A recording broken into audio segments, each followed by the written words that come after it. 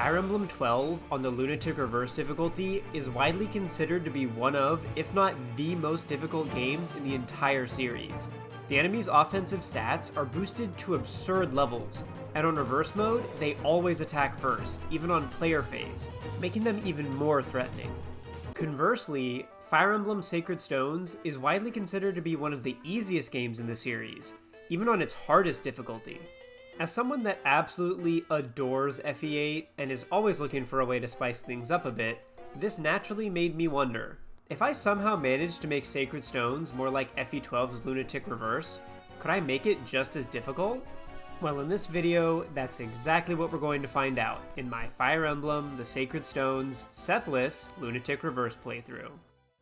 In order to make a custom Lunatic Reverse mode, I took an unmodified FE8 cartridge and made a few key changes. To emulate the reverse part of Lunatic Reverse, I first applied a patch that made it so that red units always attack first, regardless of who actually initiated combat in the first place. To make the enemies more threatening when they do get to attack first, you know, the whole lunatic part, I then used the Yune randomizer to bump up the growths of all generic enemies, and gave bosses a flat stat boost that increases as you progress through the game. The generics basically all receive a scaling 60% multiplicative growth boost, meaning that enemies will see the greatest stat increase in areas that they already excel at. Notably, I left the enemy's defense and resistance growths untouched, since FE12's approach to difficulty tends to be more geared towards making enemies more offensively threatening. Enemies did, however, still get a boost to their HP growths, which in practice still made them significantly harder to kill throughout the game. Also, as you may have guessed from the title, I further bumped up the difficulty by banning Seth, since in this context he'd be even more dominant and centralizing than normal, and would make it significantly easier to trivialize the game. While this was a somewhat arbitrary decision, FE12 doesn't really give you anyone nearly as dominant as Seth in the early game, so I think just banning him outright is fair game. And finally, I'll be completely banning any grinding in skirmishes or the Tower of Valmy. I'll also be using fixed growths so that my units will grow in a manner consistent with their growth rates, and I can't just rig all my level ups. With that all covered, I think it's about time we get started. I hope you enjoy. After starting up a new game, we immediately get to see just how different of a run this was going to be. In the prologue, what's typically a completely scripted map gets turned entirely on its head. In vanilla FE8, the fixed RNG seed that the Game Boy Advance uses basically gives you a free crit with Erica on the first enemy, while allowing you to dodge their initial attacks. In true Lunatic Reverse fashion, in this mode, that script plays out perfectly in reverse. Erica whiffs the free crit, gets hit by the fighter's counterattack, and then dies when she gets attacked on the following enemy phase. Game over, just like that. Not even 30 seconds into the game, and I'm already forced to switch up my approach and go on the defensive. To avoid having a repeat of what happened last time, I play much more passively the second time around, completely refusing to attack on player phase so that I lower the risk of getting hit twice in a row and dying. This ultimately proved to be a much more effective approach, allowing me to almost entirely eliminate my chance of death. But things wouldn't always be so easy. This was just a taste of things to come, something that I'd start realizing in the next chapter. In vanilla FE8, Chapter 1 also tends to be a pretty trivial affair. Well, not anymore. While killing the first fighter with Erica was still pretty free, the soldier on the other hand was a completely different story. After chipping them with Gilliam, I do a double take when I realize that I now had to factor in the soldier getting a chance to attack Franz before finishing them off. Still, I quickly did the math and determined that Franz would still be able to survive being hit by both that soldier and the nearby fighter, so I let him take the kill. What I didn't account for was the other soldier, who started near the boss and was also in range of attacking Franz. So naturally, Franz immediately got hit by all 3 attacks and died, because of course he did. On my second attempt, I noticed that Franz could actually just one round the soldier all by himself, which would allow him to pick up the kill from outside the other soldier's range. And then he immediately missed one of his attacks on the soldier, meaning that I had to feed the kill to Gilliam instead. Fucking lovely. Well, despite this attempt now being stained with the stench of Franz's failure, I initially chose to keep playing things out, but later ended up deciding to just run it back and try it all over again. Like, sure, I could have just accepted that Franz missed out on getting one kill and moved on, but out of spite, I chose to reset anyways. Well, that and because Erica died later in the map, but that's completely unrelated. It was totally just the first thing. Yeah. Anyways, on attempt number 3, Franz finally chose to land all of his attacks, so I could actually keep going this time. As I worked my way through the rest of the map, I continued to feed as many kills to Franz as possible, since, with a big Seth-shaped hole now in our usual list of combat units, the prospect of training him seemed much more lucrative. Franz's early levels would immediately come in handy in the next chapter, which is where we first start to see enemies becoming stronger in Lunatic mode than what you'd usually see in vanilla FE8. Now, for those unfamiliar, before starting a map on hard mode, enemies will get a certain number of extra levels, using their growth rates and RNG to determine if they level stats or not, kinda like our own units. This leads to enemies having a range of possible values they can roll for each stat, and often results in enemies having very different stat spreads, despite being the same level in class. Now that they're actually getting stronger, I'll often be comparing the enemies we're facing to the maximum values they could possibly roll in vanilla FE8, to get a better sense of Lunatic mode's impact throughout the run. So if you ever hear me mention an enemy's maximum stat roll in vanilla FE8, that's what I'm talking about. So, where does that leave us for Chapter 2? Well, at this point, the enemies aren't getting enough levels to exceed their maximum stat rolls, but pretty much every single one of them is hitting those max stat rolls, which is something you normally won't see. So while each individual enemy technically isn't any stronger than what's usually possible, the fact that all of them rolled the highest possible values cumulatively made the enemy squad much more threatening as a whole. Furthermore, the boss does in fact already have higher stats than is normally possible, getting a whopping plus 2 HP and plus 1 strength and speed compared to the highest he could roll in vanilla. In effect, this meant that what was usually a ragtag band of wimpy axe-wielding brigands were actually a threat, and I'd have to play this map much more cautiously than I was used to. This also resulted in Franz being the only one bulky and strong enough to comfortably take on multiple enemies at once, which only made it easier for him to keep hogging all the combat experience and start snowballing even harder. Now, I tried feeding Vanessa some kills as well, but her subpar bulk and atrocious hit rates with lances made it a Herculean task. Of the 4 new units that joined this map, Vanessa was the only one that I'd seriously considered training long term, and yet, she'd already been completely overshadowed by our suave little Cavalier.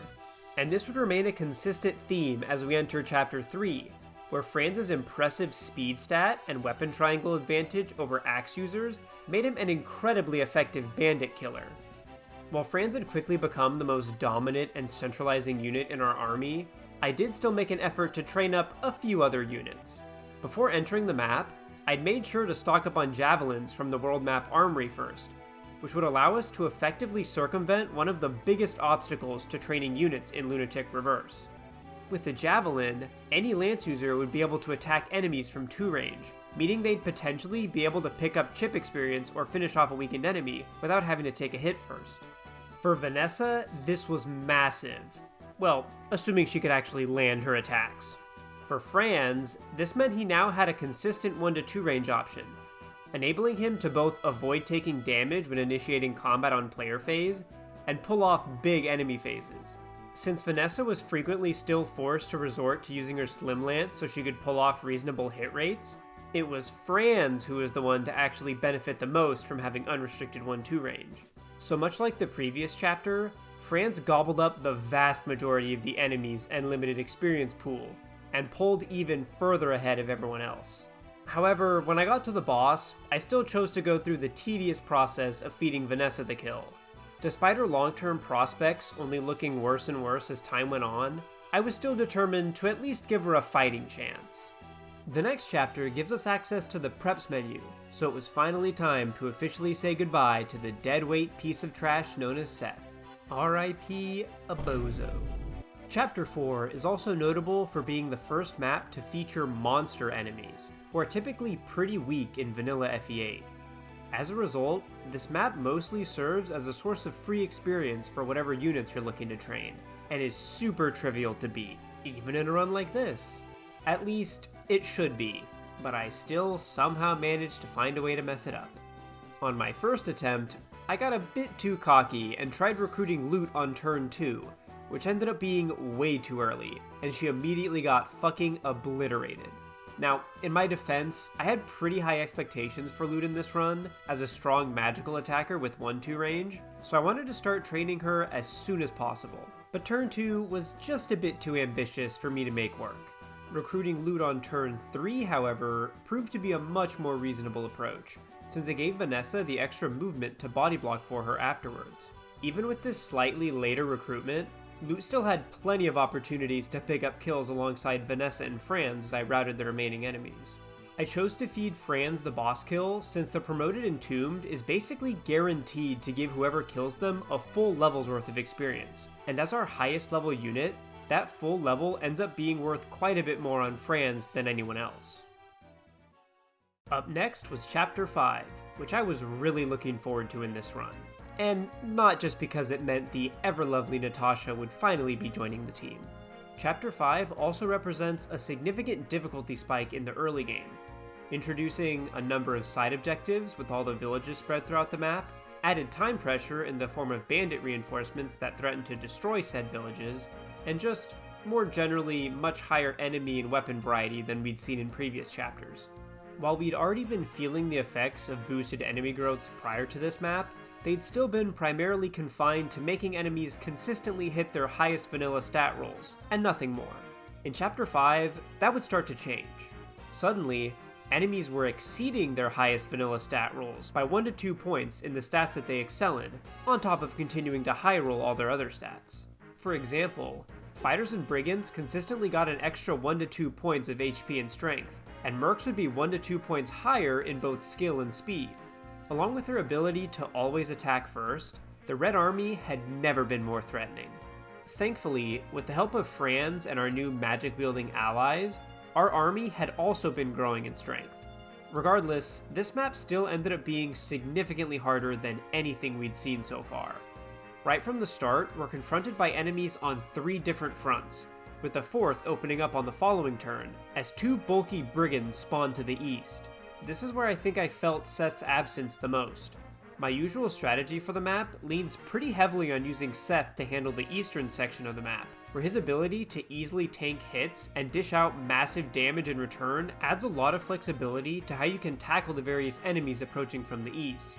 With Seth planted firmly on the bench at this point, Franz and a handful of supporting units would have to pick up all the slack, and this was no easy task. I would end up resetting several times, as I tried to find a way to allocate as many units as possible to the eastern front while still fending off the enemies to the west. After running through a few unsuccessful opening strategies, we were finally able to make it past the first big hurdle, which only meant it was time to move on to the next, recruiting Joshua. In an effort to continue moving through the map as quickly as possible, I chose to immediately lure him out with Franz, who'd be able to survive a hit from both him and the nearby fighter, so long as he didn't get crit. And then he got crit, because of course he would. But whatever, who cares, we at least had our opening strategy figured out now. Thankfully, Franz was able to avoid getting crit the second time around, and we were finally able to recruit everyone's favorite gambling-addicted edgelord. With Joshua recruited and the initial group of enemies taken care of, I finally started to get a handle over the map, and was able to comfortably resume training up our new batch of units as I routed the remaining enemies. We then take a brief departure from Erica and friends to join Ephraim as he tries to capture Renval in Chapter 5X. This was a map that I was actually pretty worried about going into it. Enemies were starting to become noticeably more difficult to kill, and were capable of dishing out scary amounts of damage.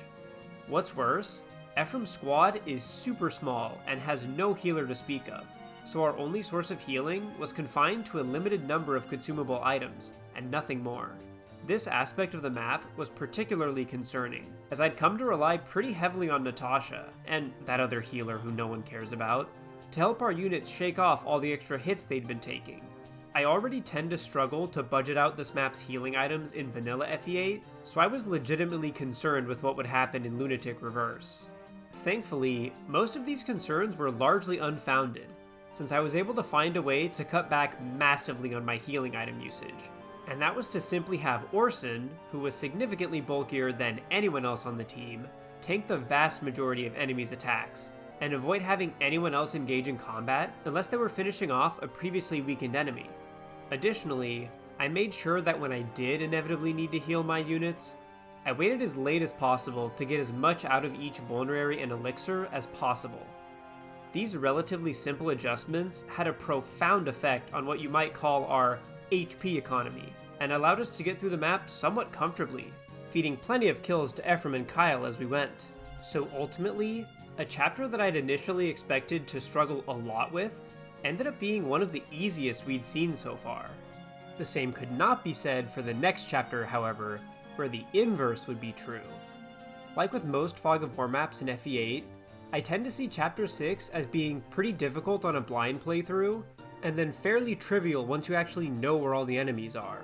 As such, I was expecting to have a pretty easy time with the map, even after doing some initial scouting and seeing how much stronger the enemies were.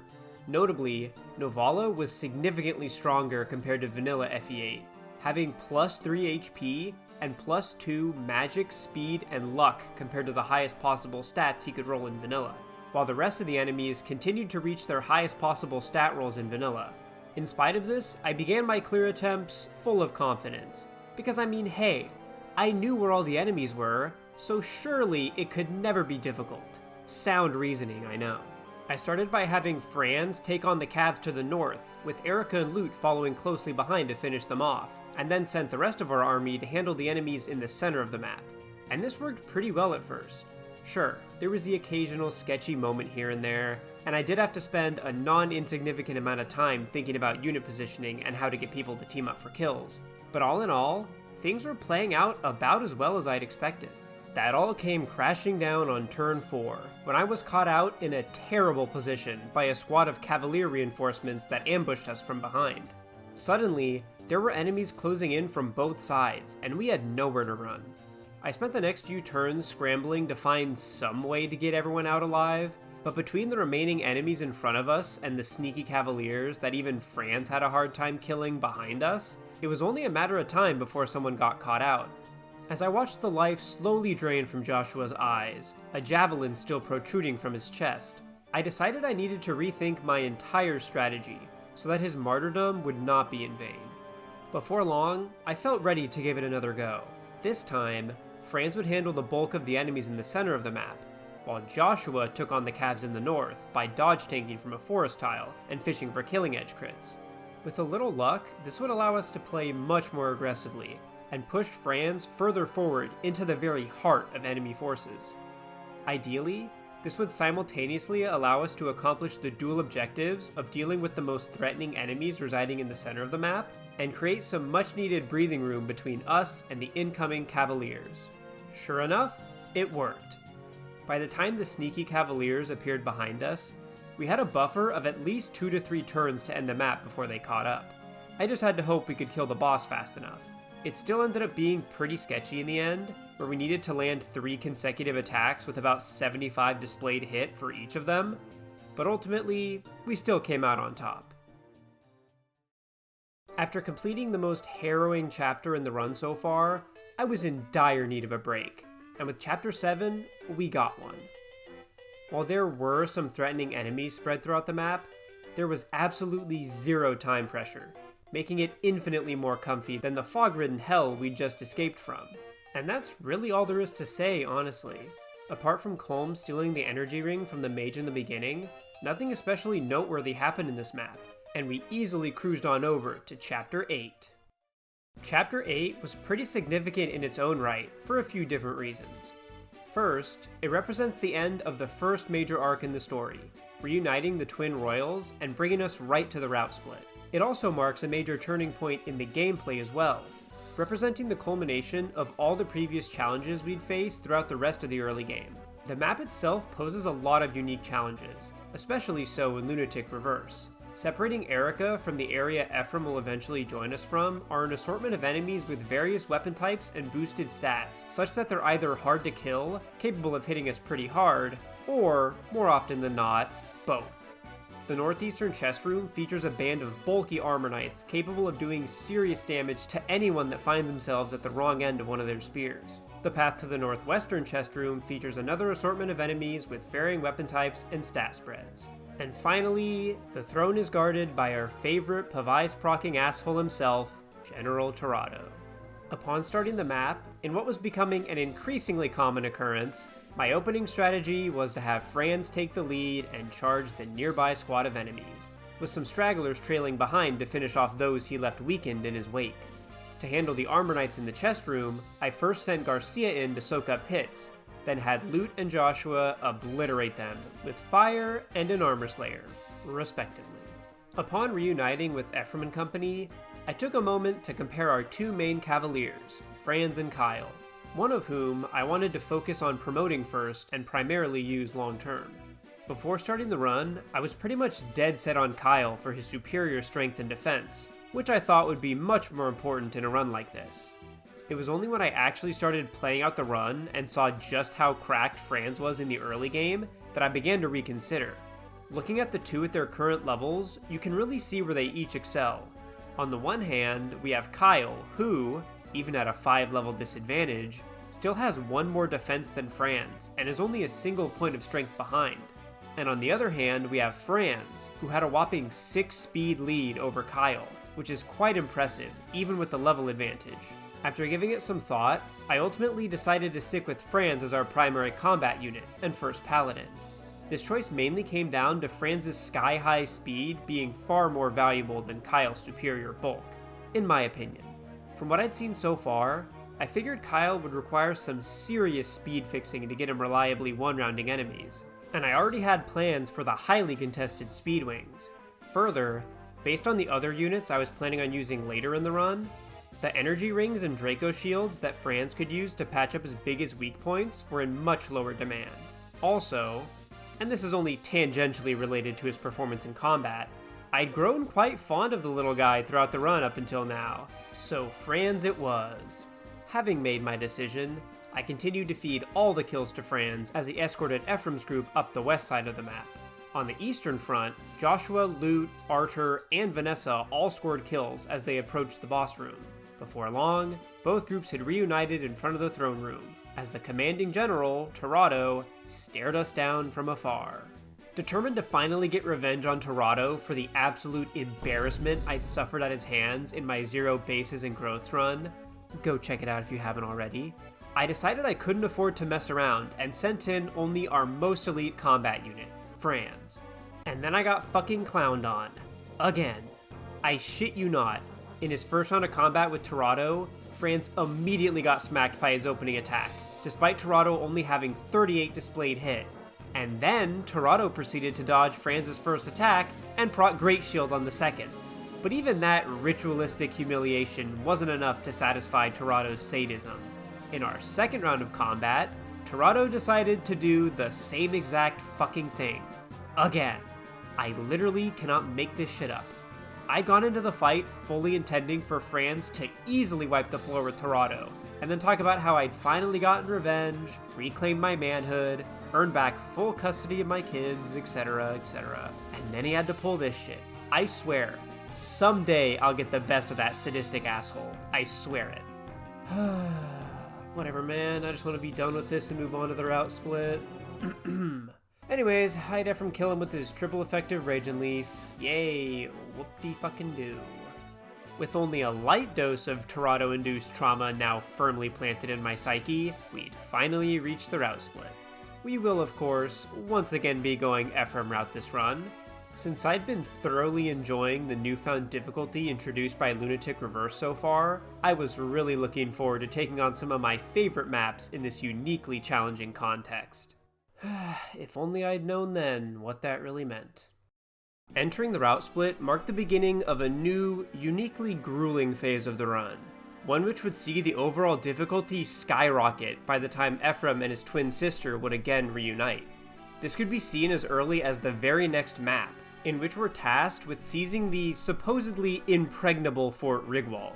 Now, the initial approach to the fortress itself was relatively trivial, that much was true. Having promoted Franz and fed in the stat boosters I mentioned earlier, he and Kyle were able to form a quite effective defensive shield for our backline, in which they'd be able to tank numerous hits from approaching enemies and deal decent damage with their counterattacks, setting up kills for the rest of our army on the following turn. After the enemies they'd weakened had all been dealt with, Kyle and Franz could then push forward to do it all over again. Rinse and repeat. It was only upon entering the main hall that we started to see the limits of this strategy, and its dire consequences. In contrast to the relatively small and spaced out groups of enemies we'd faced on the way, the main hall was filled with a wide variety of enemies, each with their own unique set of strengths and weaknesses that had to be dealt with separately, yet at the same time all the same. Whether it was bulky armor knights with javelins, scary mercs with impressive HP and speed, or the archers and mages that could take potshots at us from behind the walls on either side, nearly all of our units face an imminent threat upon entering the hall. The next few turns were extremely precarious, and I spent at least 20 to 30 minutes meticulously planning out every action for every turn in advance, to try to find some way to make it through safely. With the looming threat that every non-Franz unit on the team faced, our only option was to wipe out as many enemies as we could during player phase, so that we could minimize the number of hits we'd have to risk on the following enemy phase. And with our hit rates consistently being in the 70s or 80s at best, I always had to anticipate an unlucky miss and devise a backup plan, and backup plans for that backup plan.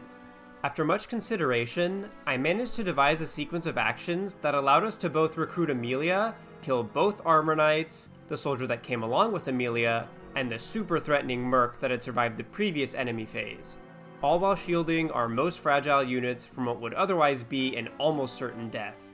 Having successfully dealt with the bulk of enemies in the main hall, we were slowly able to get a handle on things over the next few turns. And after one more particularly precarious turn where I missed 3 70s in a row and had to bank on Joshua dodge tanking to survive, we were finally in the clear. Well, mostly in the clear, that is. It became touch and go again for a bit when the onslaught of Cavalier reinforcements started swarming us in the next hall, but by adopting a more defensive approach, we were able to persevere. By the time we approached Geb, the map was all but over. With the ability to attack with impunity from 2 range, the boss kill on Geb was more a formality than anything else, and before long, it was finally time to put another brutal and nightmarish clash with Chapter 9 behind us. Even after our harrowing journey through the last chapter, we get little reprieve as we're immediately thrust into another grueling endeavor in Chapter 10, although for slightly different reasons.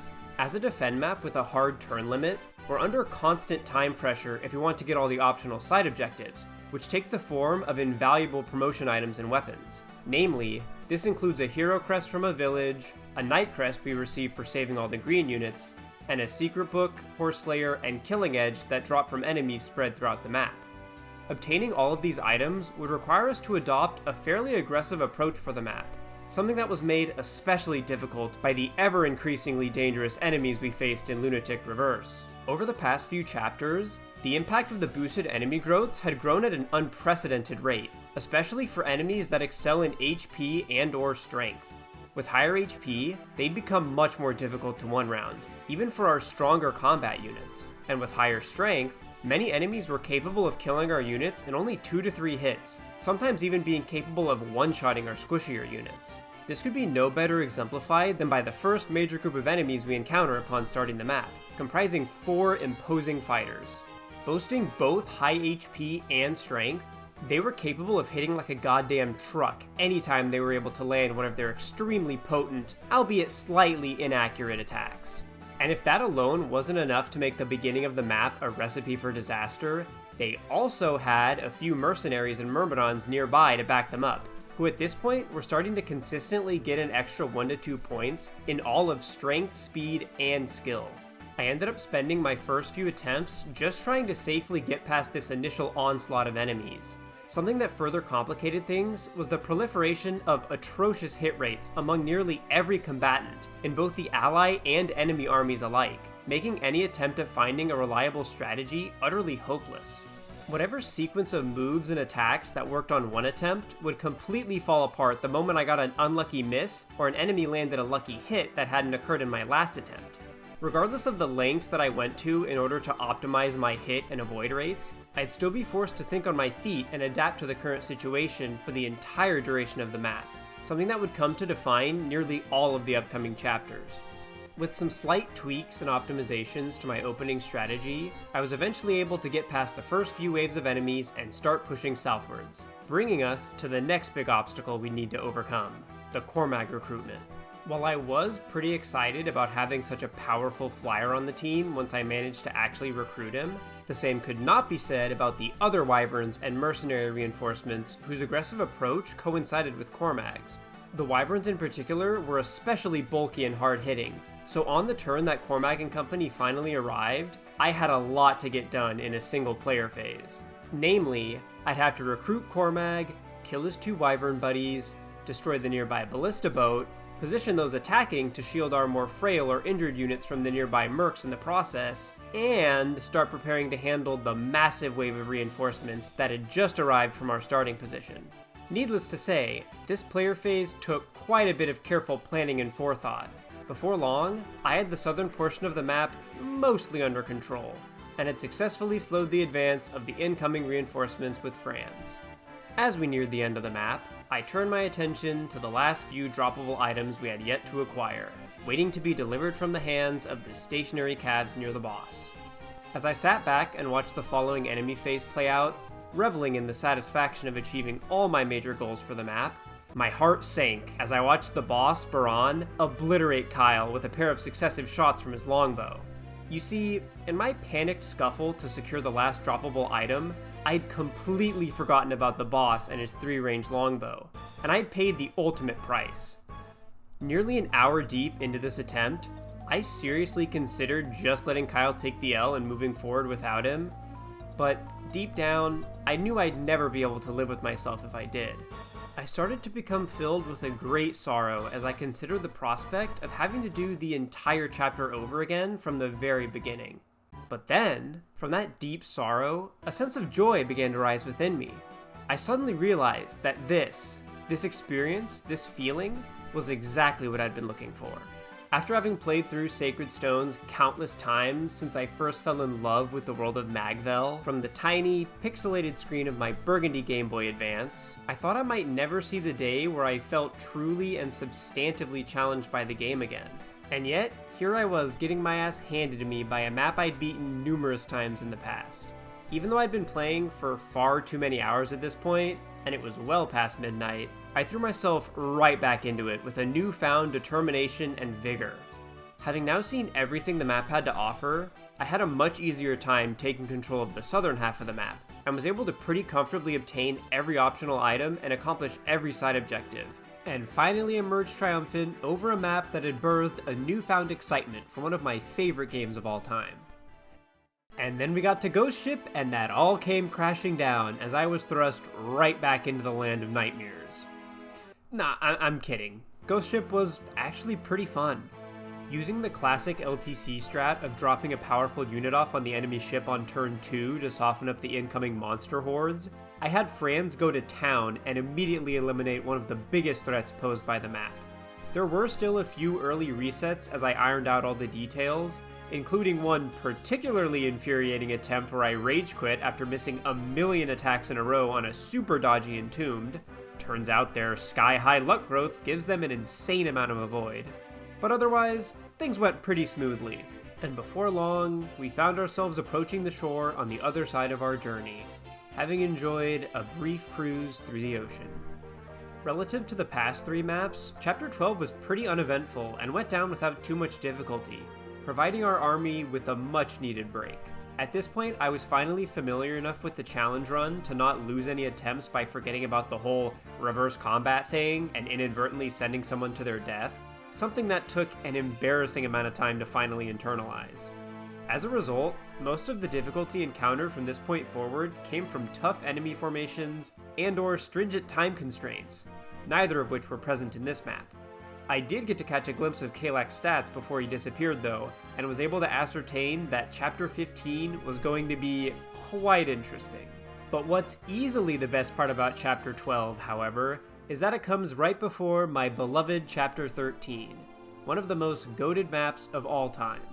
Having become increasingly enthralled by the now iconic route map with each successive playthrough, I was really looking forward to tackling this chapter in such a unique and challenging context, more than anything that had come before it, or anything that came after. After a brief session of excited preparations, it was time to begin. Now, central to almost any strategy I devise for this map is my plan to deal with Selena. Finding a way to take her down early opens up a plethora of new opportunities for our army, both because she would otherwise threaten to snipe anyone within 10 tiles with her highly potent bolting, and because it causes all the otherwise passive enemies on the map to start moving.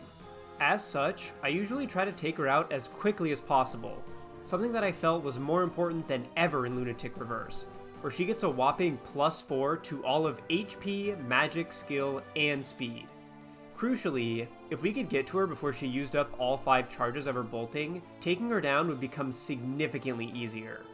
Not only would our boss killer be able to avoid taking a preemptive strike beforehand, but having her effective speed reduced to almost nothing by bolting's massive weight would likewise create both a dramatic reduction in the attack speed required to double her, as well as her avoid rate, both of which would be tremendously helpful for killing her safely and reliably.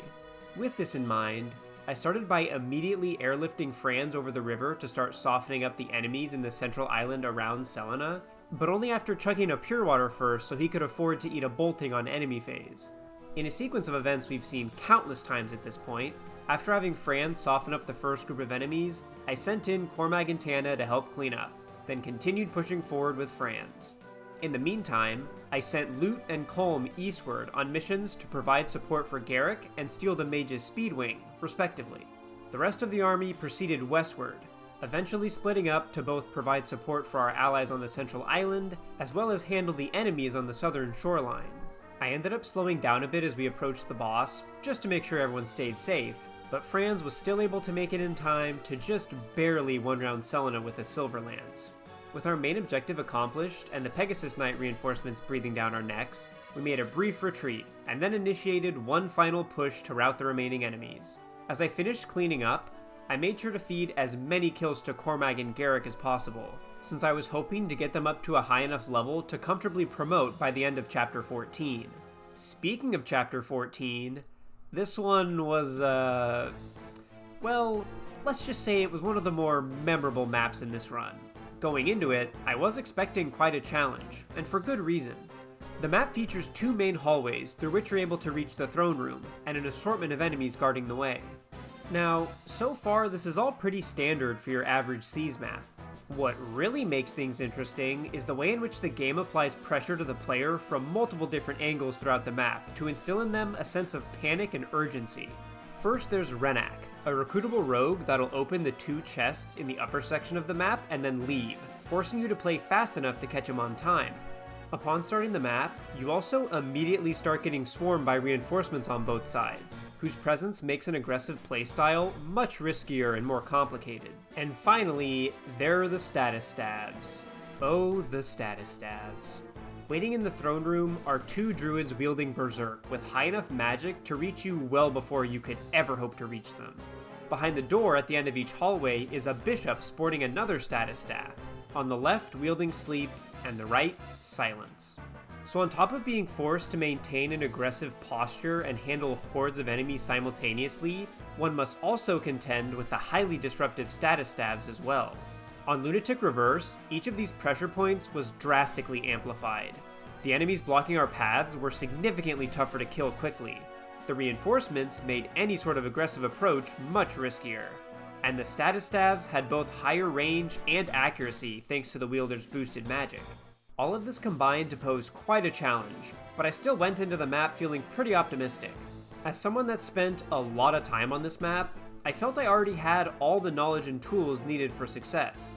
Having packed up a few restore staves for later in the map, I spent the first few turns taking on the initial groups of enemies on both sides, then had both groups reunite in the left hall, which would allow them to safely team up for kills and push even further forward into the main hall below the throne room. As is the case with many maps in Fire Emblem, the difficulty was very front-loaded, So once I'd successfully regrouped and handled the initial waves of enemies, everything started to feel much more manageable. Further, after busting through the first big door and blocking Renac's path through the main hall, he completely stopped moving, effectively removing any remaining time pressure. Finally, I could play as cautiously as I wanted and take every feasible precaution to avoid harm befalling any of our units. Armed with numerous restore staves, the max range status staves were rendered almost entirely inconsequential. After spending what felt like ages carefully maneuvering my way through the map, it was finally time to make our last push to seize. Upon opening the door, we'd be rushed by all the enemies waiting within, and then another wave of magic-wielding reinforcements that spring from the stairs on the following turn. After a couple more meticulously planned-out player phases, we'd whittled the enemy army down to only a single mage, and a priest supporting them. As my focus started to shift to the upcoming boss kill, this one mage, the very last enemy on the map, had the nerve, the fucking gall to attack Tethys of all people.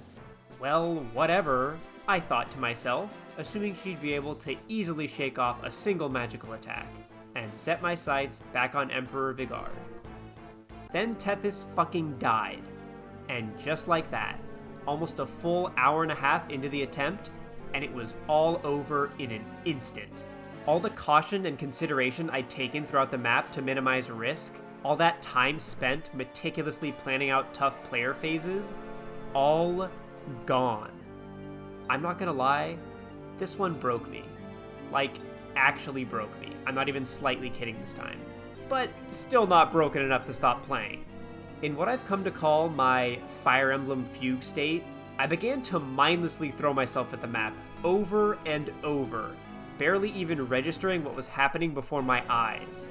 With only a semblance of an opening strategy guiding my movements, I completely zoned out and threw all caution to the wind, playing as stupidly and aggressively as ever. As I saw it, eventually I'd have to get an attempt past the first few turns. Eventually. And sure enough, some indeterminate amount of time in the future, we'd finally entered the main hall once again. Now that I'd made it back, I snapped out of it as quickly as I'd entered, then locked the fuck in, and actually closed things out pretty well. Compared to the first attempt that died, this time around, I even managed to get Cormag and Garrick enough experience so that they'd be completely ready to promote for Chapter 15, which was right around the corner. Chapter 15 is one of the most impactful chapters in the entire run. Much like Chapter 8, it sees us reuniting with our twin and represents the climax of the journey that it took to get us there. The map itself is also pretty intimidating, featuring 2 powerful bosses and a plethora of enemies and buried treasures spread throughout the map, as well as time pressure in the form of turn-based reinforcements. Further, Chapter 15 marks a crucial turning point as we prepare to transition to a new primary combat unit, Cormag. Expecting to face one of, if not the most difficult chapter in the entire run, I realized that if there was a time to finally cash in all the stat boosters I'd been saving up, it was now. Looking at our current roster, Cormag stood well above the rest. He has a really solid HP, strength, and defense, and the +4 speed provided by the 2 speed wings we currently had in our possession would help patch up the only thing holding him back from stomping through the rest of the game. At this point, Franz was already starting to fall off, being only a point or 2 away from Paladin's comparatively much lower speed cap, and heading into a portion of the game where flight becomes significantly more valuable. Tana, the other flyer I was considering as the new combat lead, already had the raw speed to easily carry her through the rest of the game, but needed much more stat fixing in both strength and defense in comparison to her male counterpart. As a result, Cormag was an easy choice. And boy, did that decision immediately pay off, as he absolutely tore through Chapter 15. My overall approach to the map largely centered around efficiently dealing with the 2 bosses and the swaths of enemies surrounding them. To deal with Kalak, I had Tana and the newly roided up Cormag take flight and ferry Joshua up north, then had Cormag break off to go handle the wyverns waiting above Valter. The rest of Ephraim's squad primarily went to deal with Valter's buddies, and were far better equipped to deal with the pair of bow-wielding rangers than our 2 wyvern knights. In a last hurrah of sorts, Franz was able to make himself absolutely invaluable to our strategy in the south, as he tanked enemy after enemy from atop a fort, softening them up for the rest of our squad as he'd done so many times in the past. While Franz and friends worked on routing the rest of the enemies in the south, the northern squad was intercepting the first of many sets of reinforcements, including several waves of Pegasus Knights that were unironically kinda scary. Just as the last remnants of Valter's entourage began to fall, they too received reinforcements, albeit only a couple pairs of cavaliers that were pretty trivial to kill. Just as it started to feel like the pressure was easing up on both fronts, the southern group was met with the massive wave of reinforcements that show up on turn 8, and were once again diverted from their path to Valter. At the same time, up in the north we also had to deal with some mages, but they were a complete joke compared to the Pegasus Knights we'd previously repelled, so I was still comfortable sending Joshua in to start chipping away at Kalak. It didn't take long for Joshua to avenge his mother, nor did it for the southern squad to rout the last set of reinforcements, leaving just Valter and a few stragglers left to take care of. Having earned some much needed breathing room, I proceeded to take my time snatching up all the hidden items, then sent our rising superstar in to call it curtains on Valter, the map, Franz's unparalleled dominance, and the route split as a whole. After getting a much-needed break from the hell that was Chapter 14, we were thrust right back into the flames with Chapter 16.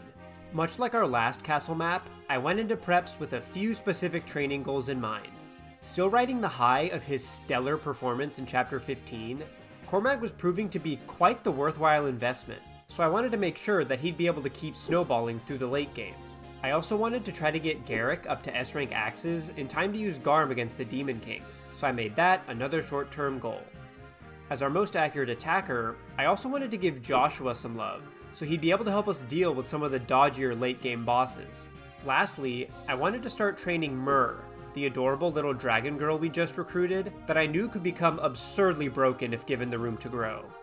With all this in mind, I initially adopted a pretty aggressive strategy, immediately warping Joshua into one of the central rooms on turn 1, assuming that he'd immediately trigger the first set of zone-based reinforcements, and then dodge tank his way through the ensuing massive enemy phase. Turns out, I was completely wrong on both counts. First, since Joshua had already moved and never actually ended his action inside the reinforcement zone, they were never even triggered. I also learned that this applies to the nearby enemy's AI as well, so Joshua ended up just sitting there twiddling his thumbs like an idiot the whole time. Having him actively end his turn within the zone on the next player phase did in fact set things in motion though. What followed was a series of extremely sus moments where I was just barely able to make it past the next few turns in one piece by, among other things, having Joshua dodge what would otherwise have been a lethal attack from a super accurate Merc, and Garrick obliterate a Valkyrie by landing a disgustingly inaccurate attack with his halberd. Hanging on by a thread, I managed to regroup and soon resumed my push for the throne room. And then it happened.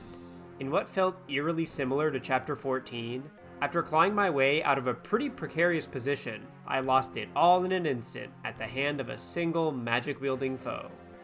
How ironic that the very same Purge Tome that I'd been so excited about getting in my Zero Bases and Growth run would be my ultimate undoing. To be honest though, I was more amused by this than anything else. After getting away with such a heinous and unreliable few turns through sheer luck, I was living on borrowed time anyways, and honestly, kinda deserved it. To amend the monstrosity of a strategy I'd relied on previously, on my next attempt I adopted a much slower, more methodical approach, taking my sweet time working my way through the map and its various waves of enemies and reinforcements.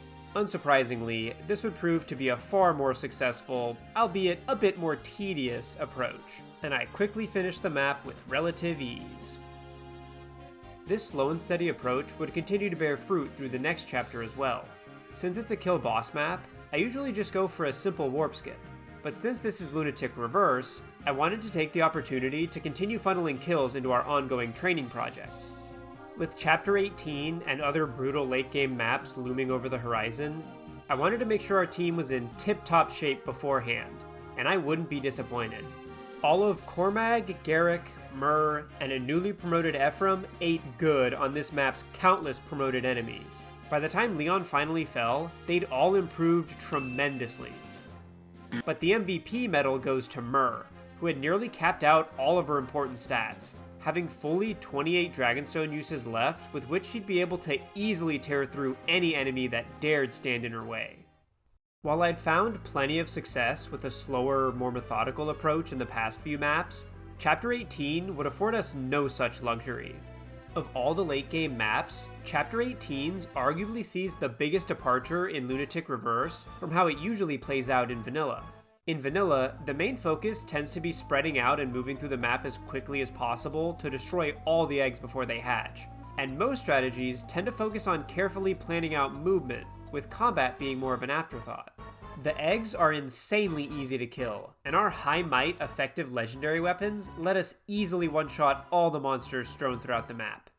At least, that's how the map usually goes. In Lunatic Reverse, we can't afford to make those assumptions any longer. Since enemies are much stronger and always attack first, being able to one-shot them with legendary weapons does very little to prevent them from attacking us. This would quickly become glaringly apparent as soon as I start the map and approach one of the first Gorgons, who just so happens to have stone equipped. Since I'm so used to just being able to walk up and one-shot them without even having to register what weapons they have equipped, you can imagine my surprise when I send Franz in to kill them, only for him to get stoned and stopped dead in his tracks. I did have a restore staff on hand though, and he still managed to dodge the second stone and kill, so apart from the mini heart attack, all was well in the end.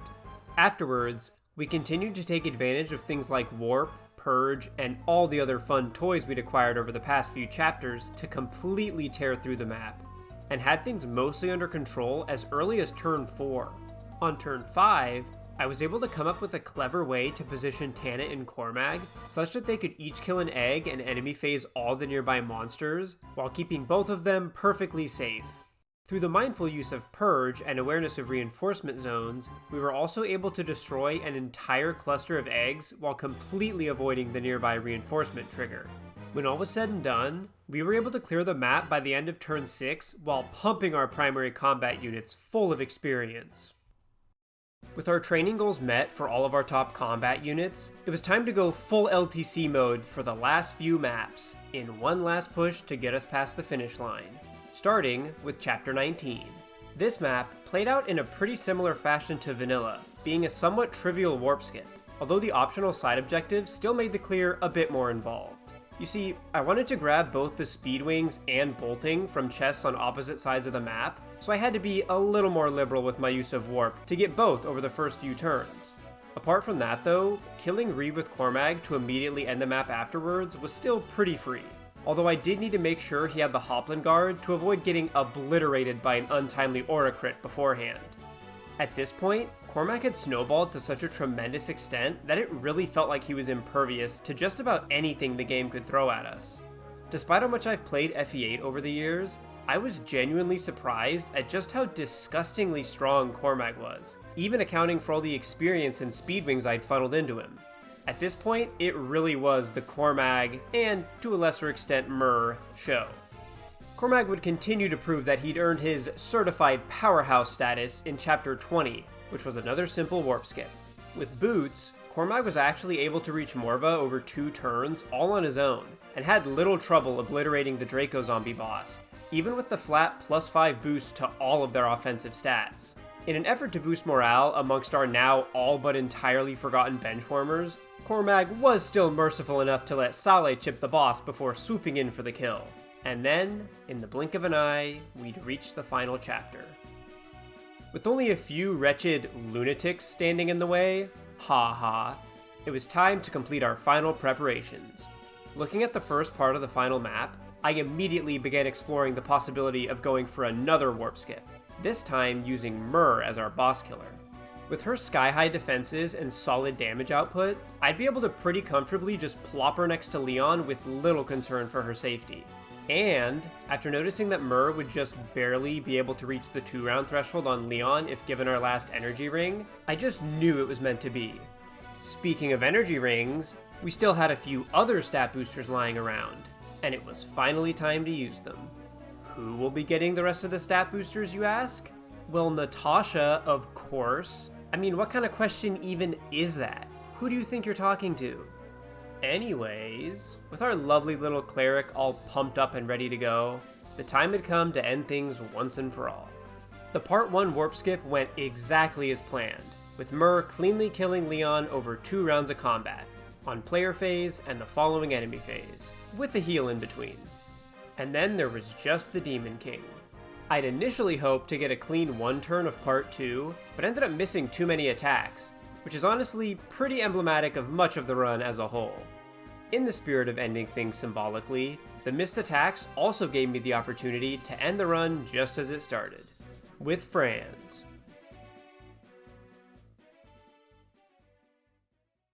And that's the run. Overall, I'm honestly really happy with how everything went. From the early jump scares I had every time I forgot about enemies attacking first, to the way the universally low hit rates made me constantly adapt my strategies on the fly, it was a really engaging way to play Sacred Stones. It made one of my favorite games genuinely challenging in a way that I didn't think was possible anymore, and forced me to completely rethink how I approach a lot of maps that otherwise were starting to feel a bit stale. The combination of reverse combat and boosted enemy growths made managing my HP while setting up kills a much more involved process that really made me appreciate some units and aspects of the vanilla game that I'd taken for granted. Looking back, I think the overall difficulty varied pretty noticeably throughout the different portions of the game, but followed a general pattern. The early game started out pretty tough, likely owing to not being used to reverse combat yet, see jump scares, as well as my choice to ban Seth. The difficulty definitely peaked in the mid-game, as enemies started to have noticeably higher HP and offensive stats, and the route split maps just generally got a lot harder. And somewhat surprisingly, upon reaching the late game, the difficulty dropped a bit, or at the very least seemed to level out, likely owing to all the busted movement tools, legendary weapons, and powerful units to use them that I could leverage to obliterate the last few maps. This was another run that I had a tremendous amount of fun with and won't soon forget, and I'll definitely be using this as inspiration for future challenge runs. If you made it this far, thank you so much for watching, and if you enjoyed the video, I'd really appreciate it if you left a like, and considered subscribing if you haven't already. At the time of writing and recording this, I have a couple other challenge runs underway that I hope to release in the near future, and I wouldn't want you to miss them. Anyways, thanks again, and I hope you have a wonderful rest of your day. Peace.